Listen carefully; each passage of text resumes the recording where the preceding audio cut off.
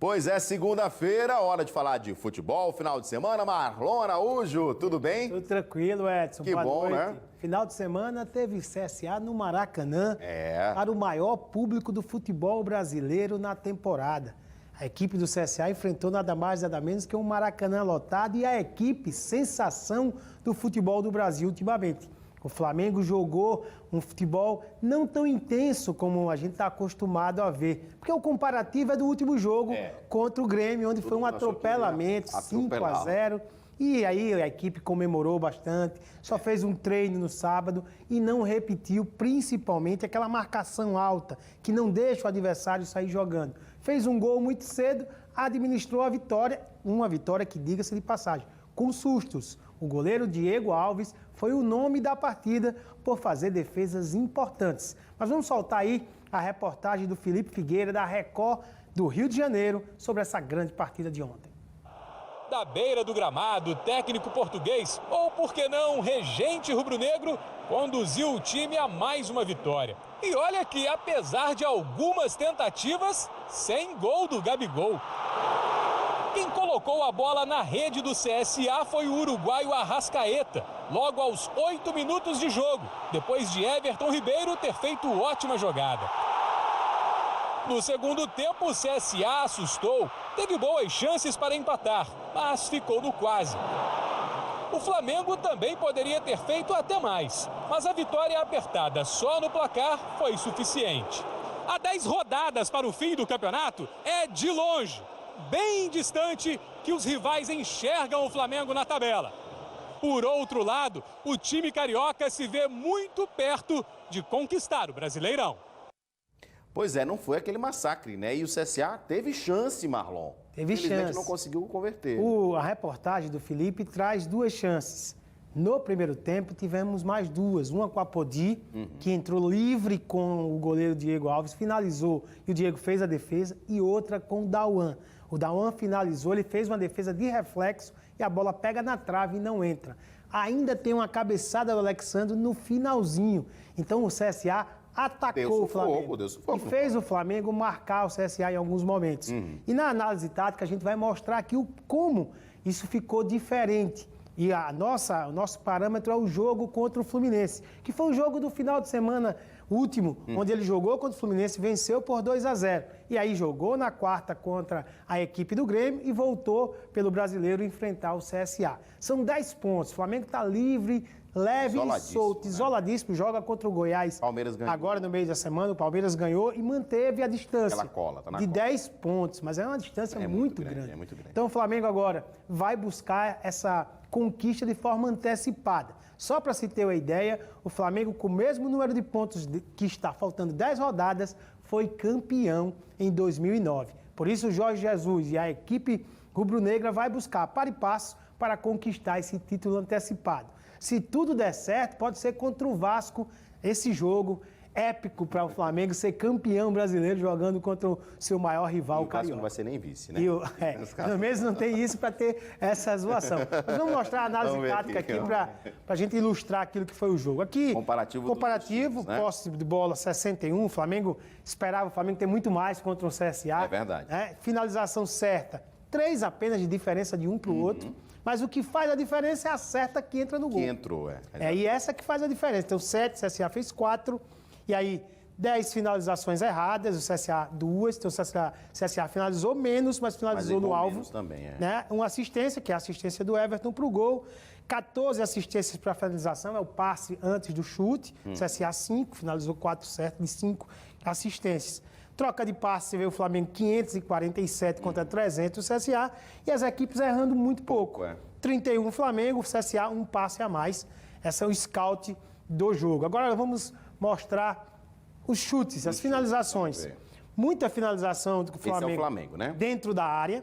Né? E aí ele acerta o alvo. Essa bola mais clara, azul, é o gol. Certo. O restante é as finalizações. O João Carlos participou bastante. Aqui foi nas participações do João Carlos, né? São 4 com 2, 6 defesas do João Carlos nos chutes do Flamengo. Chutes muito mais dos corredor esquerdo, né? E aqui onde decidiu no corredor direito, que foi o gol da equipe do Flamengo, gol do Arrascaeta. Joga do CSA agora pra gente Vamos mudar fazer aqui a página CSA. CSA. finalizações menos, né? Todas dentro daqui, ó, da área. Então é um time que construiu, que soube vencer a última linha do Flamengo. Não é aquela quantidade de chute aqui de 30 metros. De qualquer jeito. Não, foi construção de jogada para chegar na finalização. Por isso que assustou tanto o Flamengo. E 4 defesas do Quatro defesas do Diego Alves. Né? E aqui exatamente. 4, né? Por isso que ele foi um dos destaques da partida, quando se esperava ele um mero espectador da partida. Agora joga um mapa de calor. De Flamengo e Fluminense, para demonstrar, para aqueles mais céticos que acham que o CSA foi o Flamengo que não jogou. Olha como o do Flamengo pressiona. Olha o mapa, olha onde o Flamengo ficou mais. Contra o Fluminense, o jogo anterior. Pouco você vê o Flamengo da linha divisória para trás. Em alguns momentos, mas é muito, corredores bem divididos, esquerdo e direito, e muito mais no campo do adversário. Vamos ver no jogo do Fluminense. Vou comparar agora o Flamengo com o CSA. Coloca aí, olha só. Da linha divisória para trás, o verde é onde ficou muito tempo. Então você vê que o Flamengo foi atacado, que essa parte que no Fluminense pouco existiu, no CSA existe muito. Aqui, no Fluminense. E ele pendeu para o lado esquerdo. Como o Everton Ribeiro foi muito mal, e o Apodi, tá vendo esse verde aqui? É o Rafinha. O Apodi com o Daniel Alves. Deu um calor que o Daniel Alves viu o que está jogando o Apodi. Ontem foi o Rafinha a vítima. O Rafinha participa de tudo. Quando você viu um corredor equilibrado contra o Fluminense, contra o CSA não aconteceu, porque o Apodi aqui não deixa o Rafinha ultrapassar. Então você vê o Flamengo, penso, para o lado esquerdo. Aqui joga Arrascaeta, aqui joga Felipe Luiz, aqui vem Gerson, aqui vem também Bruno Henrique. Então foi um time que jogou muito por aqui. E por que jogou muito pelo lado esquerdo? Olha o lado direito do CSA.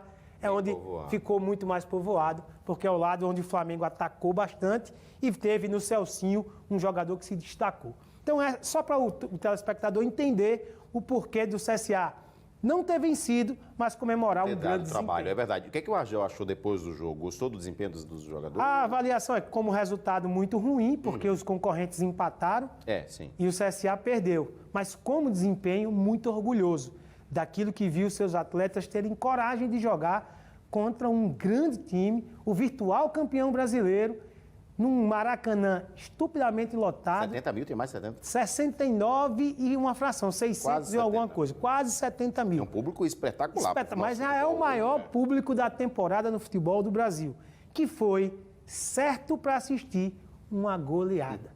E aquele cartaz, hoje tem gol do Gabigol, não funcionou. O CSA não deu certo, que acontecesse. Então, próximo jogo do CSA? Quarta-feira, Estádio Rei Pelé, 21h30.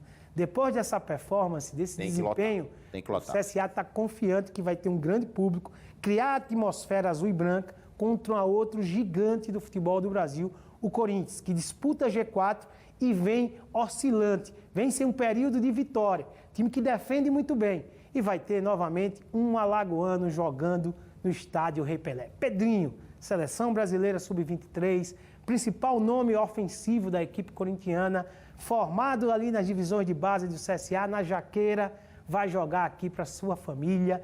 E isso que o CSA está proporcionando por jogar a Série A do Campeonato Brasileiro. Foi assim com o Luan do Atlético Mineiro. Agora com o Pedrinho vai ter a oportunidade de jogar em solo alagoano na Série A do Campeonato Brasileiro. Lugar de azulino é no Estádio Rei Pelé, 21h30, Corinthians e CSA.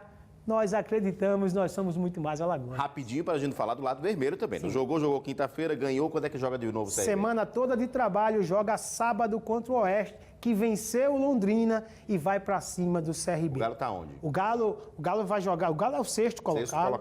A rodada foi muito boa, mas só para você ter ideia, o CRB venceu 2 consecutivas, mas não saiu do lugar. Não perdeu nem subiu. Então foi importante aquele momento de vitórias. Mas precisa continuar tendo a performance de melhor visitante da competição. A gente falou na sexta-feira, mas está garantido na Série B do ano que vem. Garantido, 46 pontos, já com o passaporte lucro, carimbado. Aquilo que ele já tem como praxe. Todo ano o CRB vai lá e garante a sua permanência. Mas esse ano a competição já chamou o CRB demais para o G4. Ela agora parece estar querendo dar mais uma chance. E o Marcelo Cabo agora sabe os atalhos. Esperar que isso possa acontecer e que seja o ano mágico para o futebol de Alagoas. CSA permanecendo e CRB ascendendo de divisão. Seria o sonho do futebol de Alagoas. Por que não? Não custa nada sonhar. Vamos continuar sonhando. Marlon, um abraço para você. Obrigado pela participação. Até quarta, hein? Até quarta. Valeu.